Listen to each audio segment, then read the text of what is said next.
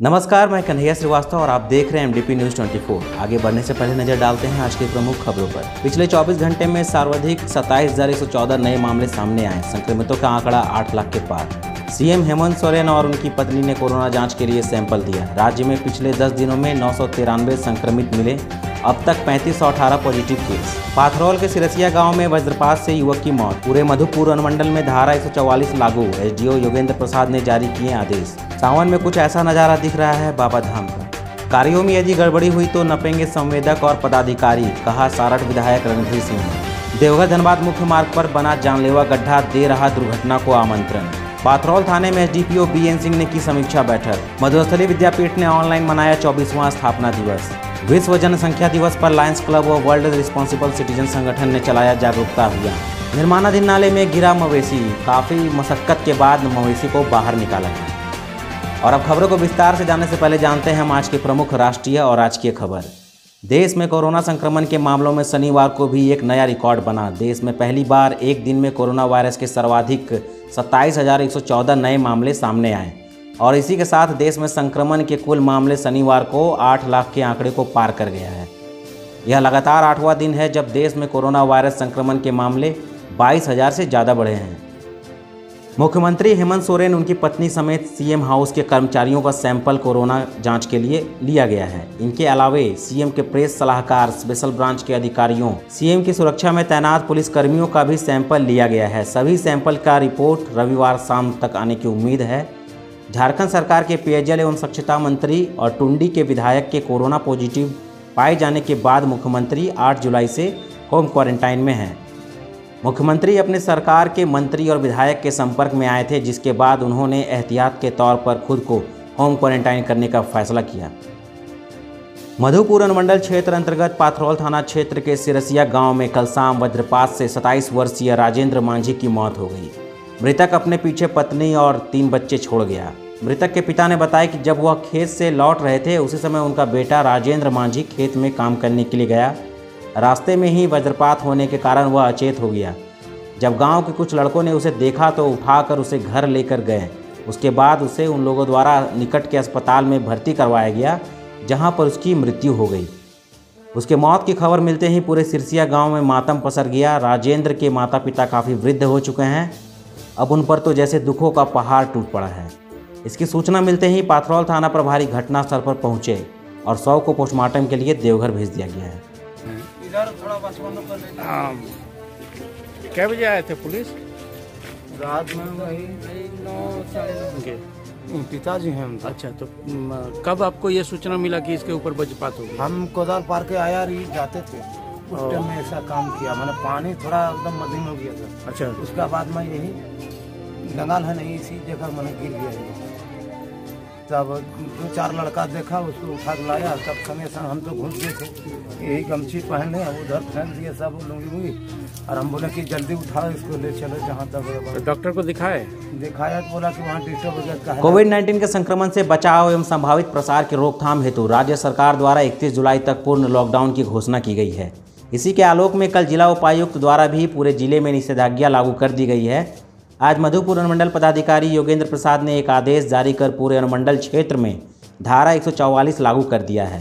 निषेधाज्ञा के तहत अब 5 या 5 से अधिक व्यक्ति कहीं कोई मजमा नहीं लगाएंगे या कोई भीड़ इकट्ठा नहीं करेंगे। किसी भी प्रकार के राजनीतिक, गैर राजनीतिक, धार्मिक आयोजनों पर पूर्णतः प्रतिबंध लगा दिया गया है। सभी प्रखंडों के अंचल अधिकारी एवं सभी थाना प्रभारियों को यह निर्देश दिया गया है कि अपने अपने क्षेत्र में किसी भी कार्यक्रम के आयोजन पर विशेष निगरानी रखें और जो भी नियमों का उल्लंघन करते पाए जाते हैं उन पर विधि सम्मत कार्रवाई करें।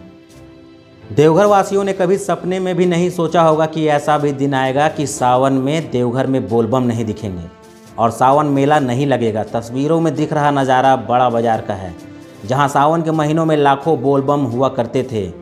बोलबम की जयकारा से पूरा मोहल्ला गूंज उठता था, पूरा इलाका गूंज उठता था। लेकिन कोरोना वैश्विक महामारी के कारण बाबा मंदिर के प्रांगण के साथ साथ बाजार भी खाली पड़े हैं, सूने पड़े हैं। बाजार और मंदिर में जिला प्रशासन पूरी तरह से मुस्तैद है ताकि आम लोग कोरोना वायरस के संक्रमण से बचे रहें। जिस तरह देवघर जिले में भी लगातार कोरोना संक्रमितों की संख्या बढ़ती जा रही है, यदि इस हालात में मेला को लगाया जाता तो निश्चय ही हालात बेकाबू हो सकती थी। अपने कार्यों को लेकर हमेशा चर्चा में रहने वाले सारठ विधायक रणधीर कुमार सिंह ने आज सख्त लहजे में यह कहा कि यदि डीएमएफटी फंड से बने कार्यों में कोई गड़बड़ी पाई जाती है तो संवेदकों के साथ साथ संबंधित पदाधिकारियों पर भी कार्रवाई की जाएगी। उन्होंने कहा कि मंझलाडीह पंचायत के मंझलाडीह गांव में डीएमएफटी फंड से हुए सिंचाई नाला निर्माण में अनियमितता की शिकायत आई है। किसी भी कीमत पर भ्रष्टाचारियों को बख्शा नहीं जाएगा। बारिश के कारण जोरदार बारिश होने के चलते ब्रिक वर्क का ईटा का नाला एक बन रहा था। सिंचाई नाला हमने डीएमएफटी से अनुशंसा करी थी मंझलाडीह गाँव में, जो हमारे मंझलाडीह पंचायत के मंझलाडीह गाँव में। बारिश के कारण एक तो नाला क्षतिग्रस्त हुआ और कुछ में राजनीतिक कारणों से कुछ लोगों ने नाला को तोड़ने का भी काम किया ताकि विभाग को बदनाम किया जा सके। तो फिर हमने ये मामला अखबार में आई तो अखबार में संज्ञान में आने के बाद हमने जिला के उपायुक्त को हमने लेटर लिखा, स्पेशल डिवीजन के एसडी को लेटर लिखा, डीडीसी को लेटर लिखा। हमने कहा कि जांच टीम बना दीजिए ताकि पूरे विधानसभा क्षेत्र में जितने भी डीएमएफटी के काम हुए हैं रैंडम उसका जांच टीम करे। तो आज आप देख रहे हैं कि जांच टीम में हमारे पीडब्ल्यूडी के एग्जीक्यूटिव हैं, हमारे आरईओ के एग्जीक्यूटिव हैं, हमारे स्पेशल डिवीजन के एग्जीक्यूटिव हैं और आपके एनडीसी हैं। ये सभी आज जांच में आए हैं और विभाग के तरफ से लोग दिखा रहे हैं उनको, विभाग के स्पेशल डिवीजन के जो एग्जीक्यूटिव है दिखा रहे हैं लोगों को काम, कहाँ काम है, नॉलेज उनके नॉलेज में है। तो जांच टीम में हमारे आरईओ के एग्जीक्यूटिव, पीडब्ल्यूडी एग्जीक्यूटिव और एनडीसी, ये पूरी 3 सदस्यीय कमेटी है जांच, जो गांव-गांव में जाके काम को देख रहे हैं। मैं भी 2-4 जगह पे शामिल हुआ हूँ और बाकी मैं 2-4 जगह देख के बाकी जगह पे अपना जांच करेंगे। तो पूरी तरह से जांच कर लें, कहीं कोई काम में गड़बड़ी शिकायतें होगी तो निश्चित रूप से संबंधित पदाधिकारी पर और संवेदक पर कार्रवाई करवाने का व्यवस्था करेंगे। विगत 3 वर्षों पूर्व देवघर से धनबाद के लिए धमनी होते हुए बाईपास रोड का निर्माण हुआ, लेकिन पिछले 6 महीनों में यह रोड बड़े बड़े वाहनों के आवागमन के कारण पूरी तरह क्षतिग्रस्त हो गया है। धमनी चौक से महज 50 कदम की दूरी पर सड़क पर इतने बड़े बड़े गड्ढे बन गए हैं कि हमेशा ग्रामीणों को दुर्घटना की आशंका लगी रहती है। इसकी मरम्मति के लिए ग्रामीणों ने लगातार जनप्रतिनिधियों से गुहार लगाई, लेकिन किसी ने भी इस पर संज्ञान नहीं लिया। अब ग्रामीणों का कहना है कि इस समस्या को सरकार के संज्ञान में देने के लिए उनके पास एक ही उपाय है कि वे सभी अपने पूरे परिवार के साथ एक दिन सड़क पर ही बैठकर आवागमन को ठप करें। आपको हम यह भी बता दें कि जहां पर यह गड्ढा है वहां से 100 मीटर की दूरी पर पंचायत सचिवालय है। कई पदाधिकारियों की भी नज़र इस पर पड़ती है, कई प्रतिनिधियों की भी नज़र इस पर पड़ती है, लेकिन अब तक कोई समाधान यहां के लिए दे नहीं पाया है।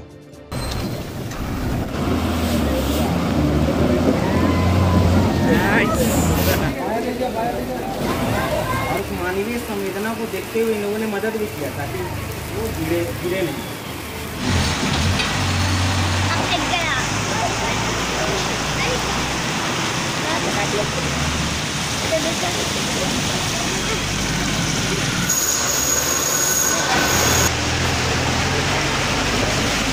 हाँ प्रधान जी बताइए जाके, इतना कितना दिन से ये समस्या है आप लोग का? ये समस्या 6 महीने से लगभग है। 6 महीने से हम लोग डेली जो है ना आवाज चिल्ला रहे हैं, बोल रहे हैं, लेकिन इसका कोई एक्शन नहीं लिया जा रहा है। एमएलए द्वारा और न प्रशासन द्वारा और न किसी राजनीतिक द्वारा, समझे न, मुखिया भी मतलब को आते हैं चले जाते हैं, मतलब कोई उनको परवाह नहीं है। क्या बोलते हैं कि बड़ा काम है हम लोग से नहीं होगा। तो कोई वो मतलब कि वो होता है ना कि कोई वैकल्पिक व्यवस्था कुछ जलवा दिया, मोरम डला, डस्ट जला दिया, ऐसा भी प्रयास नहीं कर? रोड से पार हुए हैं सर। अच्छा, नहीं वैसे हम लोग प्रशासन को भी बोले, जो पेट्रोलिंग प्रशासन को भी बोला हम लोग क्या करें सर, चंदा करके लास्ट में बोला चंदा आप लोग को नहीं करना है, किसी मंत्री को पकड़िए। अब जवाब दीजिए, हम लोग को गरीब आदमी को किस मंत्री को पकड़े?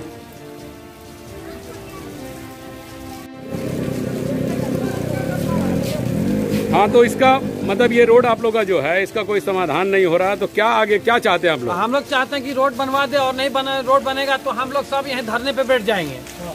पूरा धरना हम लोग धरने पे बैठ जाएंगे। बहुत तकलीफ है, बहुत दिक्कत है।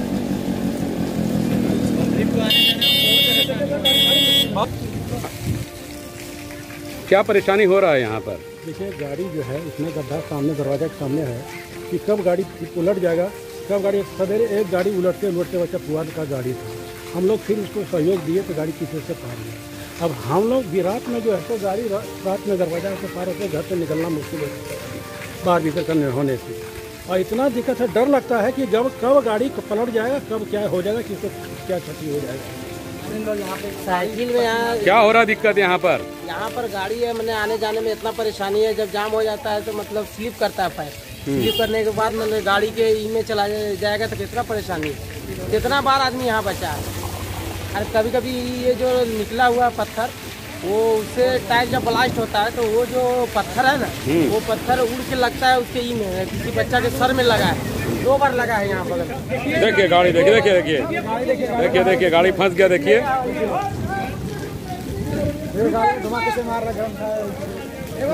आज पाथरौल थाने में एसडीपीओ बीएन सिंह ने थाना प्रभारी एवं अनुसंधानकर्ताओं के साथ एक समीक्षा बैठक की।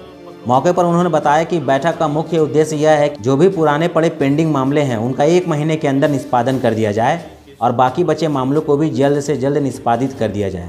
पाथरौल थाना का इंस्पेक्शन किए थे सर आज? नहीं, आज पाथरौल थाना में थाना प्रभारी और सभी अनुसंधानकर्ता के समक्ष जितने पुराने पेंडिंग केस है सभी केसों का बारी बारी से जो है समीक्षा की गई और एक लक्ष्य निर्धारित किया गया कि इस माह इन सारे केसों को डिस्पोजल करना है, फिर नेक्स्ट मंथ, फिर उसके बाद वाला मंथ। और जो एक्शन कम बाकी रह गई है उसमें अनुसंधानकर्ता को निर्देश दिया गया है कि जल्द से जल्द उसको पूरा करें। सर पाथरौल नया थाना है सर, तो यहाँ कुछ समस्याएं भी है, जैसे गाड़ी की समस्या है जो खराब हो जाती है, जा नहीं सकते। अब गाड़ी क्या दिक्कत है? अच्छा, गाड़ी के संबंध में चर्चा हो रही है तो हम लोग ऊपर बैठाएंगे। Okay sir, thank you. Madhupur Salaiya स्थित मधुस्थली विद्यापीठ ने आज अपना 24वां स्थापना दिवस ऑनलाइन मनाया।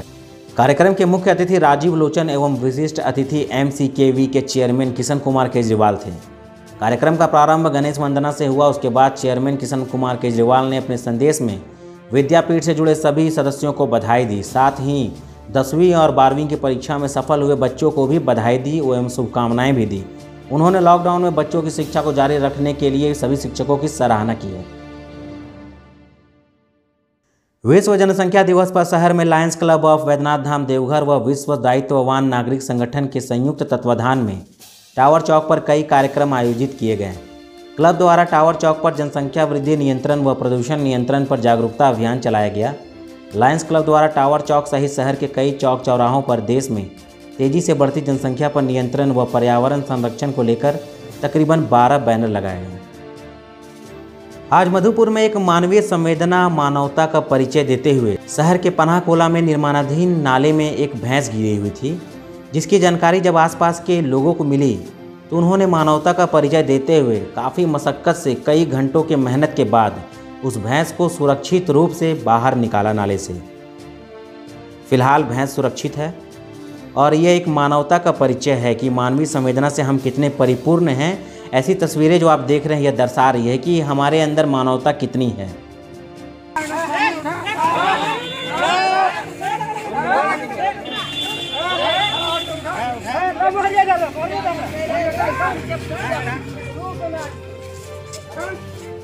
और आज के लिए बस इतना ही, दीजिए मुझे इजाज़त, फिर मिलेंगे आपसे अगली बार। तब तक के लिए नमस्कार। लेकिन जाते जाते हम आप लोगों से फिर से आग्रह करना चाहते हैं कि अभी तक आपने हमारे YouTube चैनल MDP News 24 को सब्सक्राइब नहीं किया है तो ज़रूर सब्सक्राइब करें और बेल आइकन को दबाना ना भूलें, ताकि सबसे पहले हमारी सभी खबरें आप तक पहुँचे। और एक बात, अगर अभी आप हमारे इस न्यूज़ को अपने फ़ोन में देख रहे हैं, अगर YouTube में देख रहे हैं तो सब्सक्राइब करें, फेसबुक में देख रहे हैं तो लाइक और शेयर ज़रूर करें। तो मिलेंगे आपसे अगली बार, तब तक के लिए आप सभी को हमारा नमस्कार।